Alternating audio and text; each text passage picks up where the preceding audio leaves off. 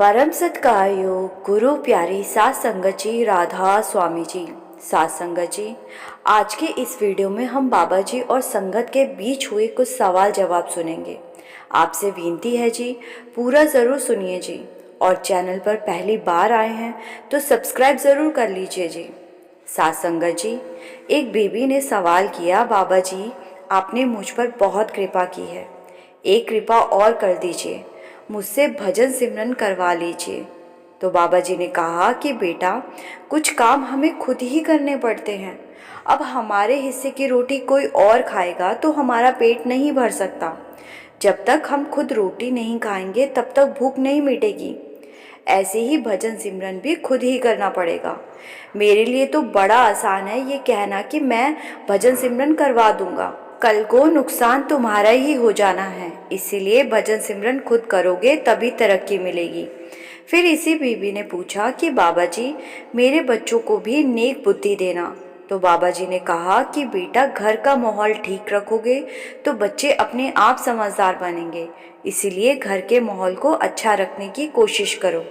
यह सवाल एक लड़के ने किया कि बाबा जी, डेरे में और जो बाहर दूसरे शहरों में सत्संग केंद्र बने हुए हैं उनमें सबको एक को ही माना जाता है, लेकिन वीआईपी वाली कैटेगरी अलग क्यों बनाई गई? बाबा जी ने कहा, कौन सी वीआईपी कैटेगरी? लड़के ने कहा कि वीआईपी अलग है। तो बाबा जी ने कहा, नहीं, कोई वीआईपी अलग नहीं है बेटा। जैसे हम कहते हैं ना, दिए तले अंधेरा, तो जो आगे बैठे होते हैं वो अंधेरे में होते हैं। आगे लड़के ने कहा कि बाबा जी, सत्संग केंद्र में अमीर और गरीब में भेदभाव क्यों किया जाता है? बाबा जी ने कहा कि बेटा, होना तो नहीं चाहिए, लेकिन अब क्या करें, किसी चीज़ को सीखने के लिए वक्त लगता है, इसीलिए चाहे शहर हो या गांव हो, हमने सब सेंटर एक जैसा बनाया है। वही सेट है, वही सब चीज़ें हैं, कोई फ़र्क नहीं रखा, मगर इंसान है कि कई बार परखों में पड़ जाता है। अब बेटा, इन चीज़ों को निकालने के लिए वक्त लग जाता है, पर सत्संग में भेदभाव बिल्कुल नहीं होना चाहिए। फिर यह सवाल एक लड़के ने किया कि बाबा जी, पिछले साल मुझे कैंसर हुआ और मेरी ज़िंदगी पूरी तरह बदल गई, और पिछले कुछ महीने मेरा बहुत इलाज किया गया। मुझे लगा मैं ठीक हो रहा हूँ, लेकिन 3 महीने के अंदर ही मुझे दोबारा कैंसर हो गया। बाबा जी, यह मेरी ज़िंदगी का सबसे कठिन अनुभव था, कुछ समझ नहीं आ रहा क्या हो रहा है। बाबा जी, मुझ पर कृपा कीजिए और मुझे इससे बाहर निकाल लीजिए। बाबा जी ने बड़े ही प्यार से कहा, बेटा, डॉक्टर एक हद तक इलाज कर सकते हैं, उसके बाद हम परमात्मा की रहमत के मोहताज हैं। आपको अपनी सोच सही रखनी है, सकारात्मक विचारधारा रखनी है। अगर आप पॉजिटिव रहेंगे तो शरीर बीमारी से लड़ेगा। बाबा जी ने आगे कहा, मुझे भी कैंसर हुआ था, मुझे मालूम है कि कीमोथेरेपी से गुजरना कैसा होता है। इसके बुरे असर के बारे में सोचकर अगर हम परेशान होते हैं तो बीमारी और बढ़ती है, इसीलिए अपने और अपने परिवार के खातिर सोच हमेशा अच्छी रखें।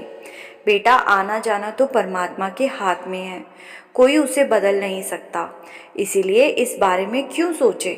मुझे यकीन है कि आप उसकी दया मेहर से आप इससे उभर जाएंगे। अगला सवाल एक लड़की ने किया कि बाबा जी, जब मैं नामदान लिया था तब मैंने कहा था कि मैं भजन सिमरन करूंगी। आगे लड़की ने रोते हुए कहा, मैं बहुत नालायक बच्ची हूँ। बाबा जी ने कहा, मेरा कोई बच्चा नालायक नहीं है, सभी बहुत लायक है। फ़र्क बस इतना है कि किसी को कद्र पहले हो जाती है और किसी को थोड़ी देर बाद।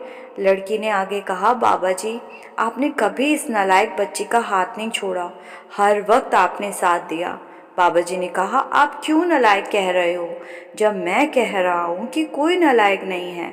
यह कभी नहीं कहना कि मुझ में कमी है, आप यह कहो कि मुझे कोशिश करनी है। हमारा फ़र्ज़ यही है कि हम अपना बर्तन साफ रखें, हम इसे भर नहीं सकते, भरेगा खुद वह मालिक।